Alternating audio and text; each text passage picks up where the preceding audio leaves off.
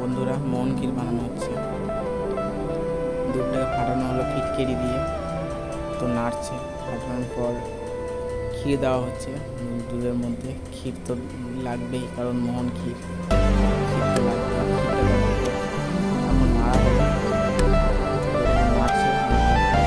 দুধটাকে শুকানো হচ্ছে, শুকানোর পর চিনি দেওয়া হবে, নাড়তে নাড়তে শুকানো হবে। এখন কন্টিনিউ নাড়বে, নাড়ছে। দেখো তখন শেয়ার করে দাও।